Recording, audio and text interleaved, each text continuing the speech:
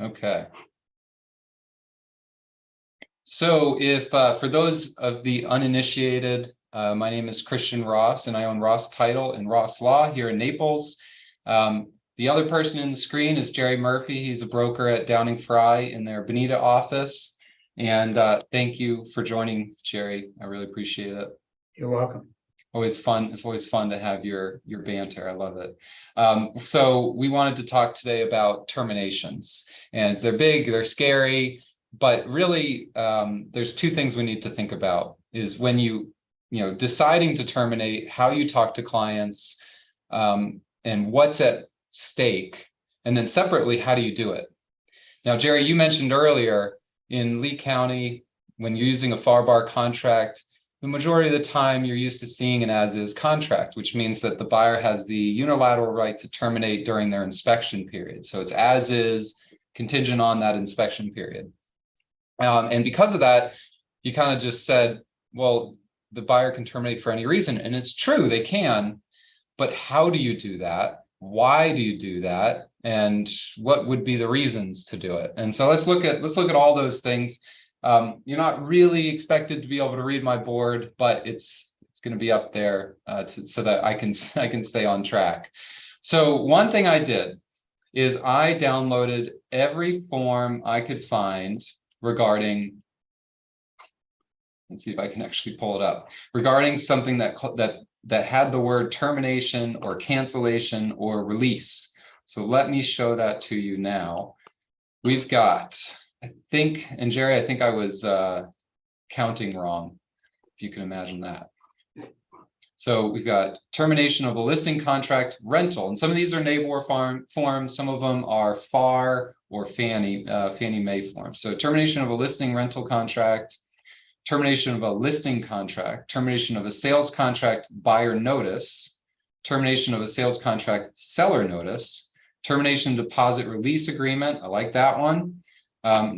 This one is called notice from landlord to tenant for failure to pay rent.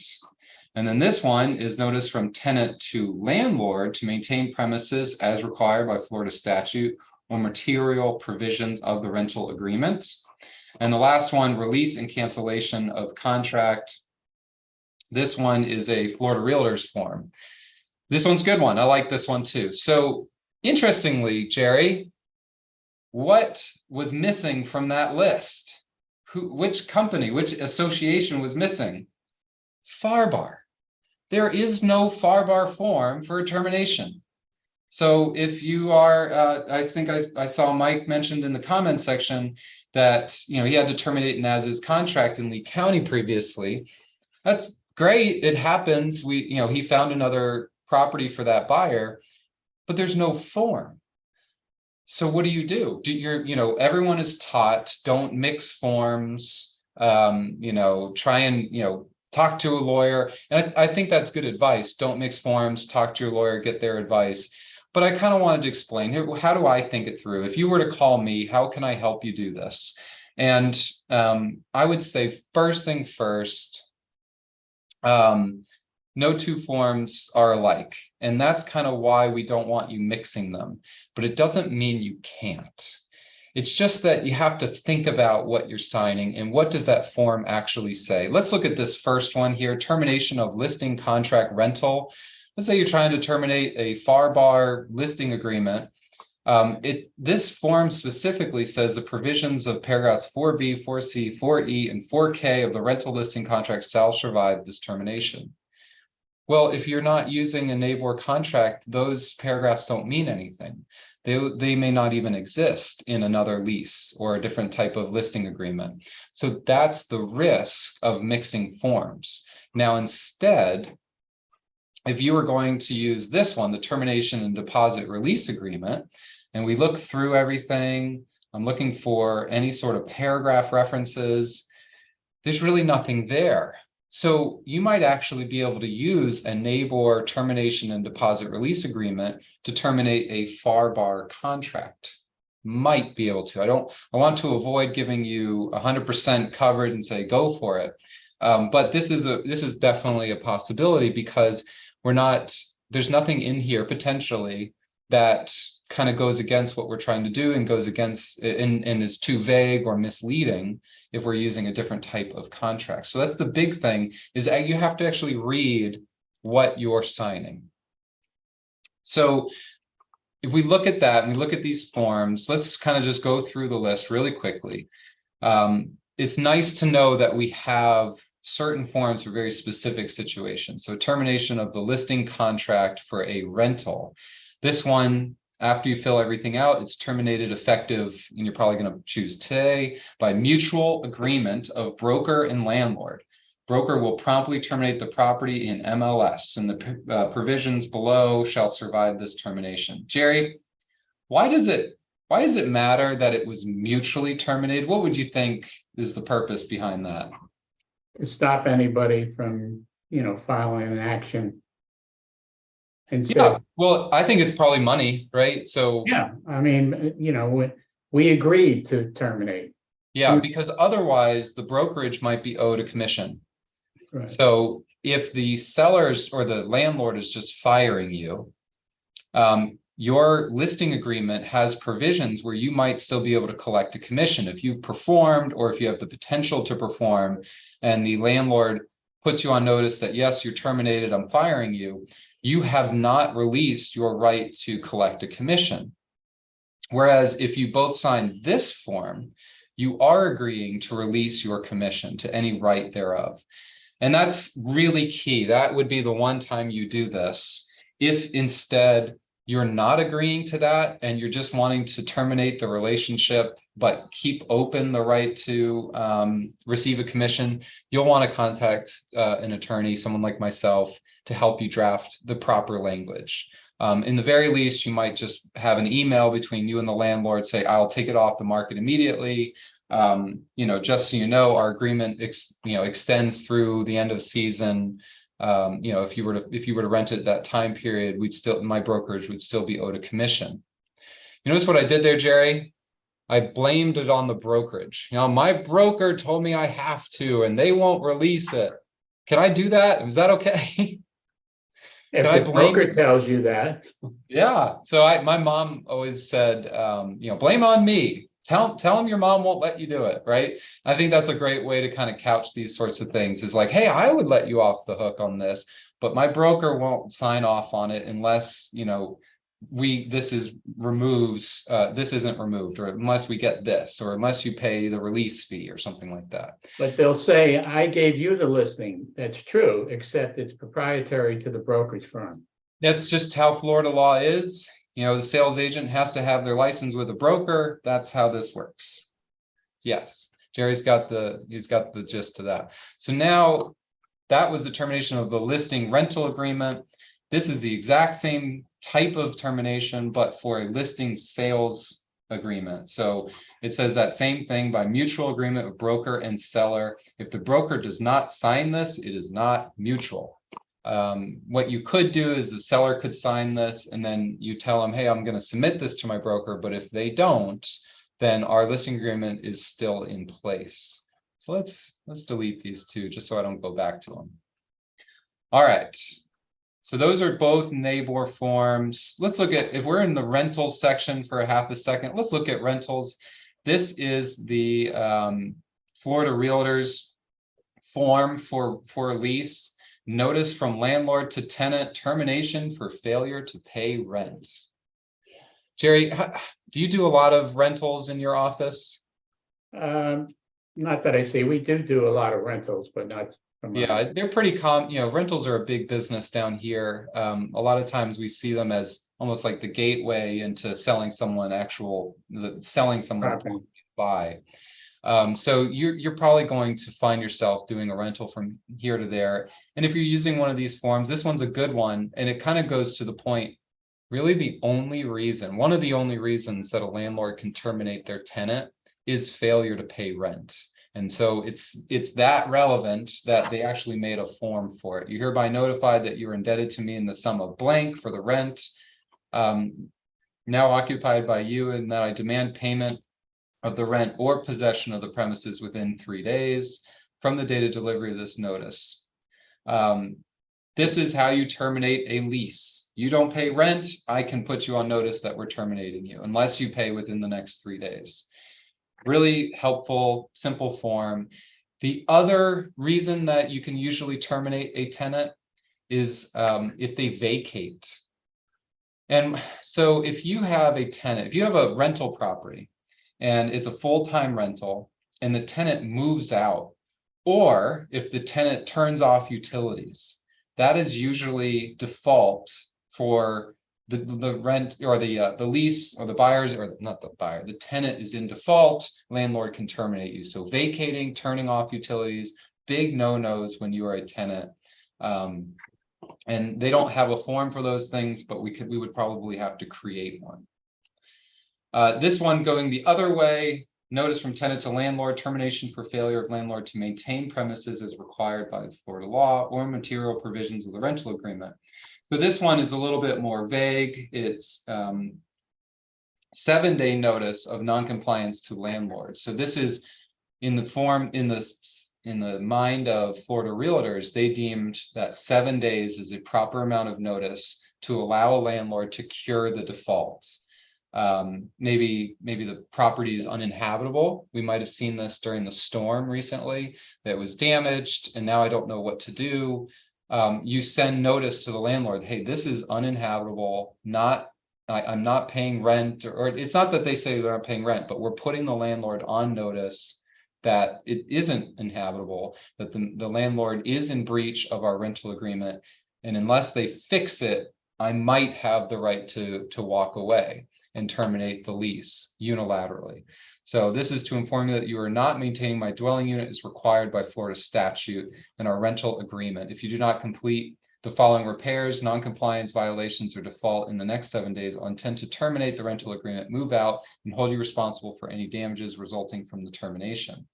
I really like this form because it empowers the tenant to know what their rights are. It references the Florida statute in this certain circumstance. It does have you fill out a little bit more as to what the specific defaults are, but you could just have that in an email. You could send a letter, or you might even be able to have a conversation with the landlord, depending on the circumstances. So that's a great form. Yes, sir. Why wouldn't it state something about I'm withholding rent until it is done? Because he may not want to terminate. And if that's the I love that question, Jerry. Love it. It's a great question. All right. The tenant or the buyer or the landlord or the seller, if you do not intend on terminating, don't terminate. If you want, some sort of money back, if you want some sort of other cure, don't terminate, because terminating is not very easy to repeal. You can't just back it up. Once you give notice and deliver that termination, it's over in a lot of circumstances. Those two forms are more notice-based. We're trying to put the seller or the landlord on notice. We're trying to put the tenant on notice. And then if they don't cure the default, then we can terminate them. So it would be okay to send that. And to Jerry's point, if they don't really want to terminate, if they just want money, that's fine. We could probably modify that termination, but it goes back to my initial point. Read it. Read the termination, read the form that you're sending out, spend a little bit more time so that you understand it and your client understands it. To the second point, Jerry, what did you say? That I'm withholding rent, right? right. That is a very dangerous proposition. You probably heard Florida is very landlord friendly. It is, in the sense that the one thing the tenant has to do, there's one thing the tenant has to do above all else, and that is pay rent. The ability to not pay rent or to offset the rent by the repairs that they're needing to put in, it is very limited. It's only in some very limited circumstances, and it's not well defined. So it should be a last resort.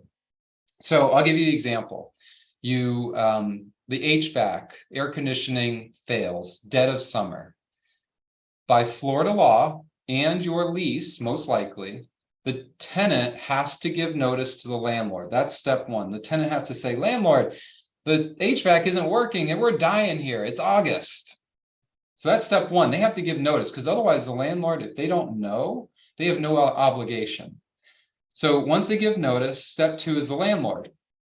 They have to respond by getting it fixed or trying to get it fixed in a reasonable matter of time. Jerry, what's reasonable on an HVAC? Every second. Every second, yeah. And then if I ask the landlord the same question, they'd say, oh, give me a week. You know, it's busy and HVAC companies are hard to get in touch with. And I've tried, I'm calling. So the landlord thinks they're being reasonable. The tenant thinks reasonable is like yesterday. It's very challenging, but all the Florida statute says is reasonable. And I think the key there is that it depends on the circumstances. An HVAC in the dead of summer is going to be more important. You know, in other parts of the country, if we're in the middle of a blizzard, it's dead of winter and the heat goes out, it could be even more of an emergency because that's more life and death. Whereas if the dishwasher breaks, a reasonable amount of time might be 2 weeks, might be 3 weeks. So step one, you give notice to landlord. Step two, the landlord tries to remedy the situation, get it fixed. Step three is if the landlord fails to get it fixed in a reasonable amount of time, the tenant might be able to offset their rent by the amount of money they spent to fix it. So if you, if you had to hire the HVAC person because the landlord just didn't or failed to do it well, you hire someone instead, it costs you $1,100. You pay the $1,100 to the HVAC company. You tell the landlord, hey, just so you know, I'm planning on doing this. I'm having my HVAC guy. Let me know if this is not okay. Give me, you're being reasonable. You're trying to communicate. You're giving the landlord every opportunity to fix it themselves and maybe save $1. But if the landlord still doesn't do it, you at that point can tell the landlord, I'm going to offset my rent by the $1,100 I had to spend on the HVAC. It's really tricky. And I think it really needs to be a last resort. It's not something you should jump into because you could lead to the landlord trying to evict you. Even if you think you're being reasonable, the landlord has a different definition. So talk to a lawyer in that scenario. It is very challenging. I almost always recommend a tenant just pay their rent, and push off remediating it as far as humanly possible. Get a lawyer involved to get help before you kind of jump to that conclusion of, oh, I'll just take the money out of the rent. That's really tricky. Any other questions on the rental side of things there, Jerry? Does that make any sense? It makes sense, unfortunately. It makes sense. All right. So now let's jump to sales contracts. Now, as I said before, FAR/BAR has no termination forms for sales contracts or rental contracts. I don't think FAR/BAR really has a rental contract. There's a FAR lease, so I'm not expecting a termination on a rental, but they don't have any forms available for terminating a FAR/BAR as is or standard contracts. So they leave our agents that are using FAR/BAR contracts a little bit out in the cold. Now, that being said, as much as I'm thrilled that NABOR does have forms, in fact, we have 3 forms to look at for NABOR on a sales contract when terminating. The only good thing I can say of them, I actually don't like them. They're hard to actually put into practice unless you come to a class like this or unless you give me a call. And I'm going to explain why. So FAR/BAR, I hate them because they have nothing, and NABOR, I hate it because it's hard to put into practice. It's a very difficult form or forms, and that's the point. So let's talk about the process for how you actually terminate a contract. Number one, if you have the right to terminate, you have to send notice of termination. You have to say, I'm out. I'm out for these reasons, or maybe I have no reason, but I'm out, I'm not closing. And, I release the seller to go and sell it to somebody else, or I release the buyer to go buy something else. They don't have to buy my property anymore. So step one is notice. Let's see if I can put this over here. Step one is notice. Most important thing on the board. We have to reserve our rights, if we have any, to terminate. And so, Jerry, you mentioned the example, a buyer can terminate for any reason under an as-is contract. It is true, but then they actually have to do it. They have to actually give notice. And NABOR has these two forms that I think are really, really great in the sense that they help you give notice to the other side. So we've got buyer notice and we've got seller notice. We've got the two here. So let's look at buyer notice. This form provides notice to seller of buyer's termination of the sales contract pursuant to the terms of the below selected contract or addendum signed by the parties and must be delivered to seller to be effective. So you can't just sign it and put it in your desk drawer. You actually have to deliver it to the seller. It makes sense, but we're going to just focus on the no-brainers today because I think it helps to go through all this. So let's say you're talking with your buyer. They finished their inspection. They're really unhappy. It's an as-is contract and they want out. So you come in, they say, hey, I want to terminate. I want out. I want my earnest money back as well. All right, so let's look at the first form I can find on NABOR, termination of sales contract, buyer notice. I fill out seller information, buyer, property. Easy. All right, we're kicking butt so far. Then it says pursuant to the terms of the below selected contract or addendum. So now I would suggest you look for what is my reason for being able to terminate, or do I have one? So we've got a lot of different addendums on here. Most likely we're not using this one. I did say that it's an as-is contract, but under the new NABOR forms, this is not really relevant anymore. But maybe in your case, you added an addendum for the as-is sale of property. And so you would check this box. But what I'm most likely thinking, sales contract as is residential improved property. So I'm saying pursuant to the sales contract as is under my rights, buyer hereby terminates the contract and requests a release of the buyer's deposit to buyer. Buyer certifies that this notice is delivered within the same time frame or time frame required under the contract, and that buyer has the right to unilaterally terminate the contract. So really great form. Let's see what else it says here. In addition to this form, the escrow closing agent may require seller and buyer to sign a termination of sales contract and deposit release agreement prior to releasing the buyer's deposit funds. If escrow/closing agent releases buyer's deposit in reliance upon this notice, an escrow/closing agent is found liable to seller and any other party for said release. Buyer hereby agrees by providing this notice to indemnify and hold seller or escrow/closing agent harmless against any damages. That's great for me. Not so great for a buyer if they don't have the right to terminate. So let's go over that one more time. Let's kind of review this.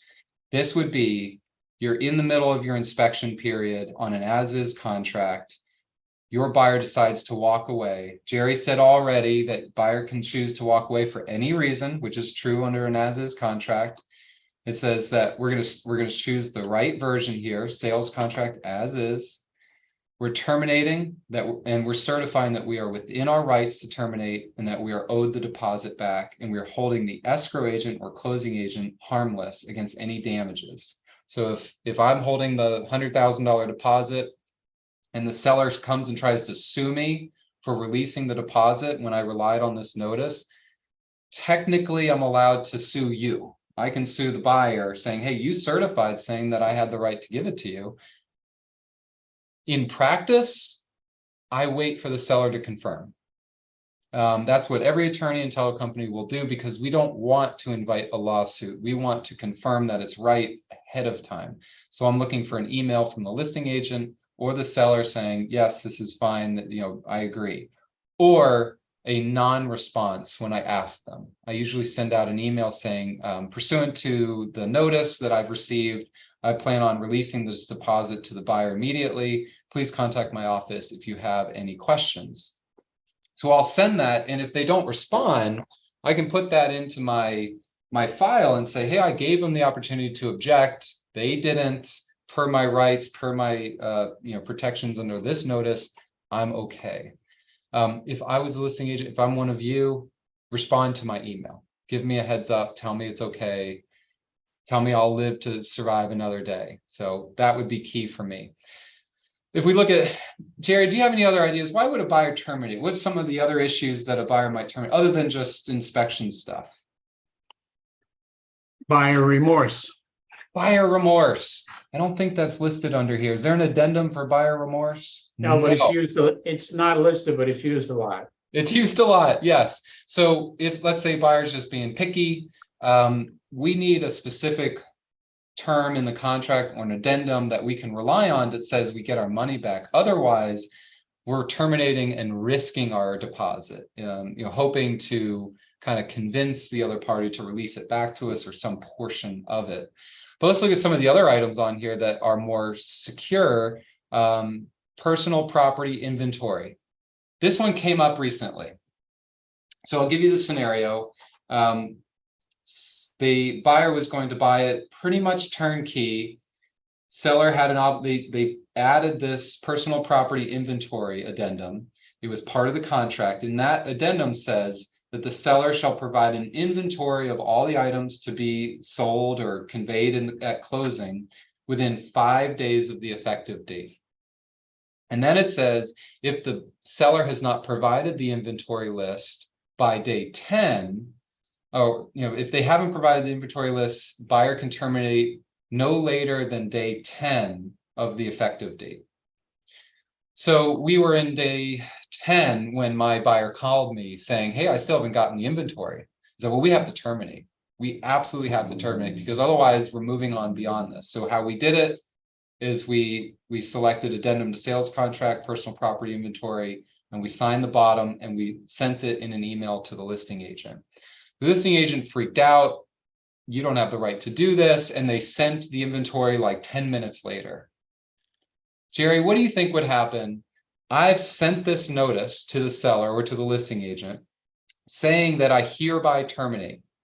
And then 10 minutes later, the seller responds with, here's the inventory.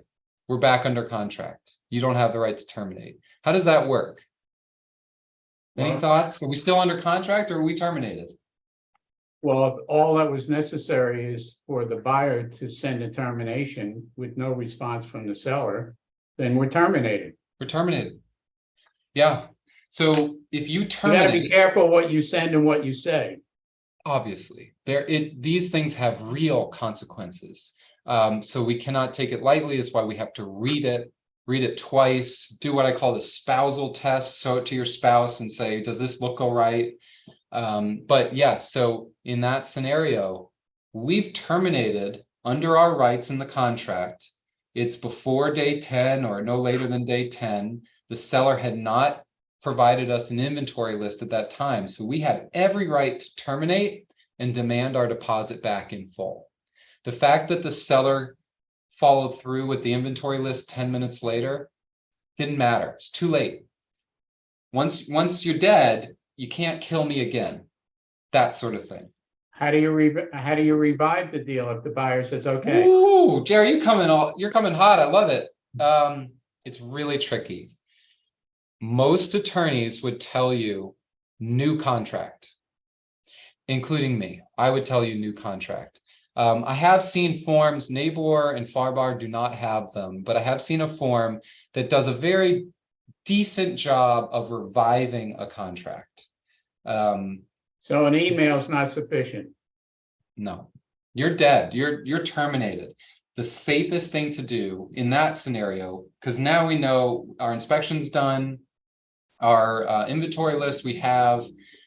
I would clean up your contract. I would do a brand new one. I would make it an as-is contract with no due diligence and put a new closing date and get everyone to re-sign it. It's more work, but it's so much cleaner and it protects your buyer. It protects the seller a lot better than trying to do an amendment. The other alternative is the amendment or an addendum, Jerry, where you're saying, the agreement dated blankety blank is revived, the termination has been revoked, the deposit is non-refundable. You can specify all that, but it makes it very complicated. And you could, if we made a mistake, we could have a real problem in court where a litigator could pick it apart and say, hey, you didn't address this one item, and therefore the contract was never revived. It's terminated. And that would be a big distraction. So we don't want to do that. You might have liability if that were the case. So a new contract, spend the extra 30 minutes redoing it and get it right. It's much cheaper than hiring an attorney later to defend you. Some of the other things on here, this one is big in NABOR contracts standard: seller refusal or counter of buyer's election for remedial action, credit in lieu of remedial action or combination, or failure to respond to buyer's election as to any defective items. So let's do that scenario. Buyer does their inspection, you submit the buyer election, and the seller responds that they're not going to do anything. Or the seller says, hey, I'll do 90% of them, but I won't fix the roof. And let's say the roof is a defect. In that scenario, you'd fill out this form, you'd check that under your rights under standard D2B, seller or the buyer has a right to terminate, get their money back. This was excellent for that purpose, but it leads me to the next part. We might disagree over what is a defect. Jerry, is a cracked roof tile a defect under the FAR/BAR contract? No. No. However, it's not under a NABOR either. However, two parties could probably fight over that same answer. When they're in the middle of a closing, they do fight over it. Yes, exactly. So in the middle of a closing, we're fighting over it. We're trying to figure out what's a defect. It's really challenging. Let me give you the scenario. It came up yesterday. I will do my best not to divulge too much information. But buyer asked for an as-is contract. Okay. Seller said no. We will only accept a standard contract. So buyer submits an offer under a standard contract, gives themselves, I think, 3 days to do their deposit and 7 days to do their inspections. We're cooking. Sounds pretty normal, right? Well, this was signed on like a Thursday or Friday. Buyer gets their inspection lined up for Saturday. In the meantime, they did not deposit the first earnest money deposit. They did not make the deposit, but they did their inspection. So buyer does their inspection, comes Sunday or Monday, buyer sends out an email to the listing agents and says, here's my election, and then here's an amendment saying I want these items fixed, and I want this and this and this, and was kind of creating his own world as to what the seller has to do. He was trying to push it through, and in the meantime, there was no deposit. So it was essentially an as-is contract. The buyer had nothing to risk at that point. They had no liability because there was no deposit actually made. That's really, really tricky. Question, is that considered a technical breach? No deposit? Well, yes and no. So my dad has brought this topic up before. He would argue in court that there was no consideration, that the deposit was not made, and therefore, how could we actually have a valid contract? It's a good point, but under the contract, under the terms, the buyer may not be in default yet. The buyer was given 3 days and we signed it on a Friday, so up to Monday, the buyer was really just taking advantage of the timing. The buyer said, well, I don't have to put in my deposit yet. I'm going to do my inspections first. In New Jersey, Jerry, you're from New Jersey. This is kind of what they do. They agree to a number, they do their inspections, and they come to the table, at least in northern New Jersey. They come back to the table and they sign a new contract. He kind of made it that way. So he said, before I put my deposit down, per my agreement, I don't have to put it down. I want you to respond to my election. Luckily, the seller came in and consulted with me, and I told him, you don't have to respond at all. This is, you have 10 days to respond to the buyer election. And there's no deposit down, so we're going to wait until they do put the deposit. We're going to put the buyer in default before we actually respond to a deposit. Now, I'm trying not to get too much into the weeds here. I don't want to confuse anybody, but I just wanted to point out that you have the notice and you have deposits. You have the timing of the inspections, you have timing of, your contract terms and when you can terminate and who would have to sign off on it. But at the end of the day, the safest thing you could do is to have this form signed: termination and deposit release agreement. So termination and deposit release agreement is made on, let's fill all that out. Seller and buyer hereby release each other from all rights, duties, obligations, and claims arising out or relating to the sales contract. Sales contract is hereby terminated. Then they agree how the deposit is going to be released. It could be $5,000 to the buyer, $5,000 to the seller, and $5,000 to each agent. That it could be listed on that. In that scenario, you would still make those deposits out to the broker, by the way. And number 3, seller and buyer hereby also release from all claims any brokers and their licensees identified in the sales contract. So you've got buyer and seller signature in this case. Now, the reason why I don't like the NABOR forms is that these are 2 separate forms. So let's say our buyer terminates, and then the closing agent says, well, I'm not releasing this earnest money until I get the seller to sign off on it. Well, then you got to come to this form and actually get the parties to come together, get the brokers to put this all together and make it legitimate, terminated. In the meantime, though, Jerry, you could list the house. So this part's really fun, in my opinion. On that deal that I was just talking about, where the buyer had not put down their deposit, I would be curious, Jerry, what would your advice be to someone like that? And, you don't have all the facts, so I hate putting you in that position, but buyer's done their inspections. They're fighting over getting the roof fixed or not. Listing agent thinks the roof is not defective. They have no leaks. It doesn't seem to be a problem. Buyer's adamant that there are leaks. So you're the listing agent and you have a buyer election form with no deposit down. What would you advise your seller to do in that case? Do you just... I put it back on the market. What? Go ahead. I put it back on the market for 2 reasons. One, he's already demonstrated that he hasn't put his money up, even though he wasn't technically obligated at the time. So he's pulled a fast one on us. He pulled a fast one. So I'm not going to allow him to do another one.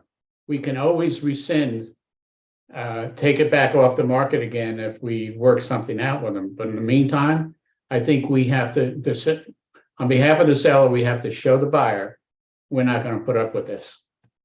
And that's what I told the seller as well. Now, the key is that it's the seller's decision.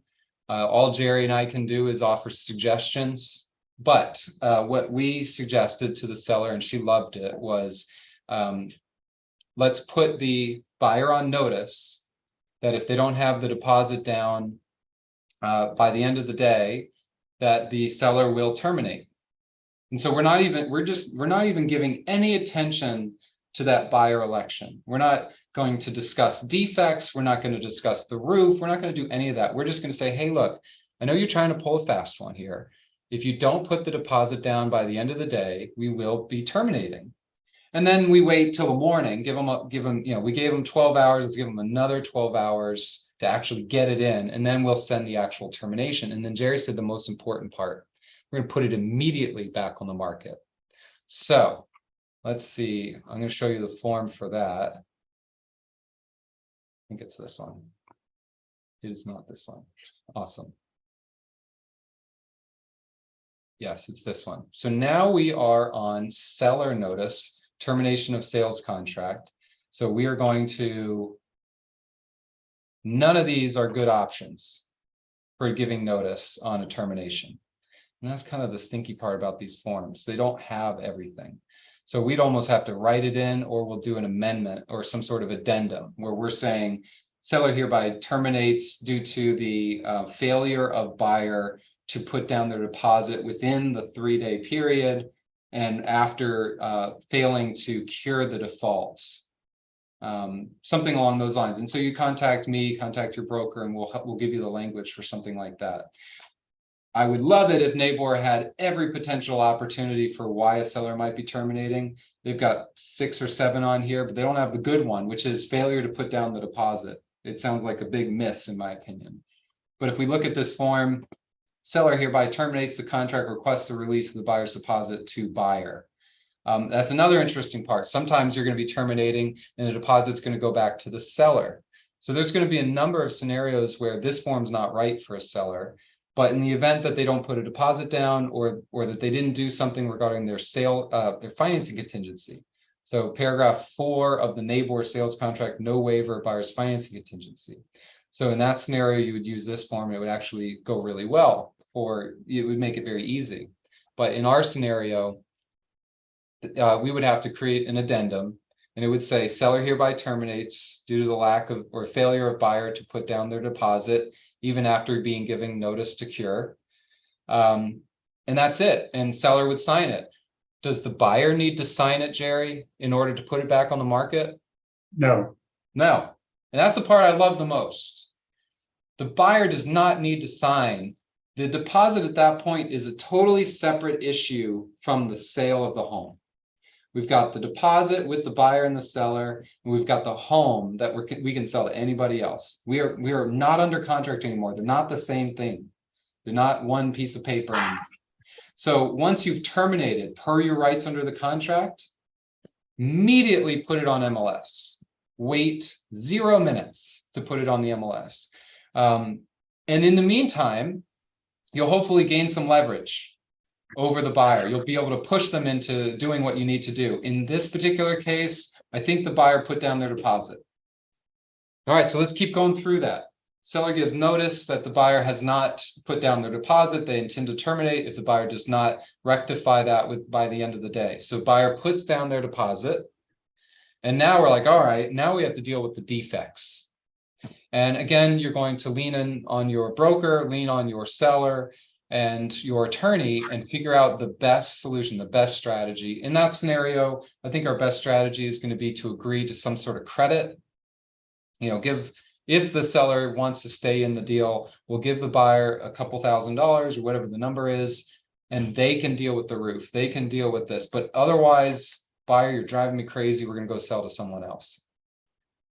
Obviously, you wouldn't be terminating if the buyer put down their deposit. But if you've terminated and then the buyer puts the deposit, the deal's already dead. It's over. That's a wild one, Jerry. So the problem I have with these NABOR forms is you have the notice to terminate, which are these forms are very limited for when you would use that. And then you have to actually discuss how to terminate and get the deposit release. So in a lot of cases, you're going to be doing both forms. You're going to be doing some sort of termination notice, and then you're going to be actually discussing how to release the deposit. And so it's a little clunky in my opinion. Personally, where I think it works best is when you have like a page that's split into 2. Number 1 is we terminate, and then the second half of the page is here's what we do with the deposit. So when you terminate, only one party needs to sign, and then when you're discussing the deposit, both parties would need to sign. Last form that we can really look at for this is that Florida Realtors does have a form for this that I don't hate. It's not a terrible form. It talks about what contract we're talking about, and it basically says they release each other, and then how we're going to disperse the escrow funds. Again, this is not a notice form. This would be to clean things up. This is once everyone's decided to go their separate ways, and we just need to agree to release the deposit or split it or whatever it may be. That is a fun one. Love that. Jerry, any thoughts on termination that I really haven't hit so far? Now, why do you think Farbar doesn't have a termination agreement? Yeah, Farbar has the biggest issue that Farbar has is they don't have very many forms at all. Well, that could be good or bad. It's good for attorneys. Yeah, it could be good or bad. I think there's a balance. I think NABOR has like 100 forms and Farbar has like 3. If we had some forms if we could share forms, if they were more intertwined, I think that would be a lot more valuable, because I hate having to recreate the wheel. I like, giving you guys a lot of your own independence and be able to do things that have been approved by the Florida Bar already. And then from my perspective, I love things that have been pre-populated and done because we know that it's going to be effective. In any case, the thing that I've learned by looking at FAR/BAR and NABOR is that you really do need someone legal on your team. The title companies, even people in my office, the people that work for me, they do title. They don't have the ability to give you legal advice specifically for what form do we use, what language can we use. And if they are giving that sort of advice, they're putting themselves in a lot of hot water. There's a lot of risk for me if I were to give you wrong advice, but I do it because I'm an attorney and I see it every day, and I'm pretty good. I kind of know I know how to advise your client without getting you in trouble. So lean on me, use that to your advantage. Absolutely. I think because an attorney really isn't required to do a deal here. We don't, as agents, and I'm speaking because I've been an agent first and still am, is that we don't talk about attorneys with our buyers or our sellers. And I think there should be a conversation, while it's not needed at this point in time, drafting a contract or whatever the case is. When it comes for issues, who's the attorney you would want to turn to? I think talk about that up front, because we don't talk about it. And then all of a sudden, one of us is writing an addendum and we can't find the specific addendum that covers the matter, and we're drafting a blank addendum. Yeah. And we can't practice law. So your E&O insurance isn't going to be a comfort to you when you wind up in court being sued. So I suggest that you talk about, in the unlikely event, okay, that you may need some legal guidance, who is it you would like us to use, just to cover yourself. Absolutely. Absolutely. Know your own limitations and advise your clients about those limitations. One thing that was pretty profound to me was when I meet with new agents, or even agents that are from up north, if they're commenting on title companies or even law firms, they'll say, oh, well, that attorney never even reached out to me to offer, and like, what, he didn't do anything. He didn't, he charged us and he didn't do anything for that service. I think that gives me the idea. I think you need to promote your clients to the attorney. So if you send a deal to me or any attorney in town, reach out to the attorney specifically and say, can you please contact my buyer? Can you please consult with my seller and ask if they have any legal questions? And just push the topic, push it towards them. Because I would hate it if you brought your closing to me because you knew I was an attorney, or you heard good things, or you had no other option, but you brought it to me and then you came away saying, Christian didn't even reach out to me. He didn't even know about this deal. No, I would hate that. I want you to take advantage of the services we offer. But if you never raise your hand or don't ask for it, it's possible that your client may not talk to me. And I am available. I'm very available to meet with your clients. They can come in person. We can do a phone call. And a lot of attorneys in town offer something similar. The difference is I don't charge for it.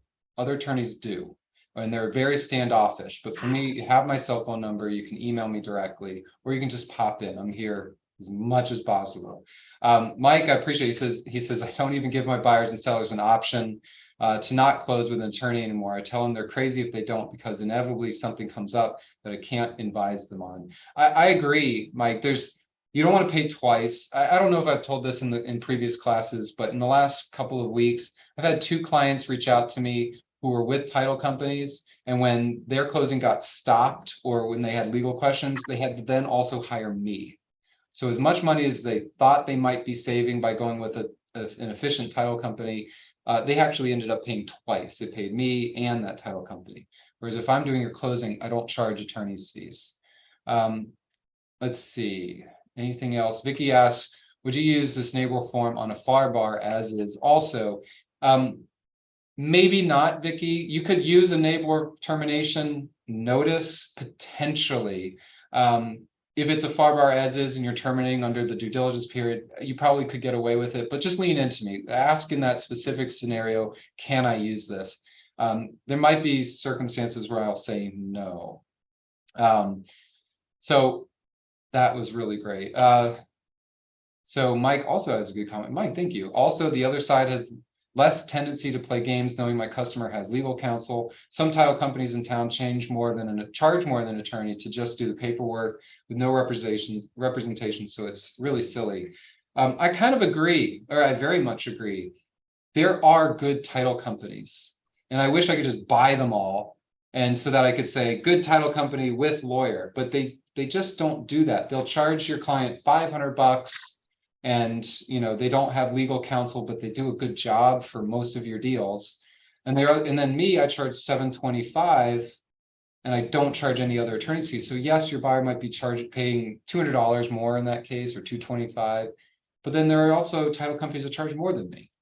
So we're on purpose, we're middle of the line in that sense. All right, I didn't really mean for this to be a pat me on the back type thing, but thank you. Jerry, you having fun? I love it. So my hope is if you need to terminate a deal, or you're even thinking about, well, my buyer might terminate or my seller might need to terminate, just realize that some of these forms are pretty limited. You have to read them before you use them, and you first have to provide notice of your right to terminate. So you actually terminate first, deal with the deposit later, right? So most important, terminate first, deposit later. And sometimes you can get both of those done together, but a lot of times they're two separate things. And unfortunately, we have two forms for it. All right, Jerry, thank you. Thank you, everybody.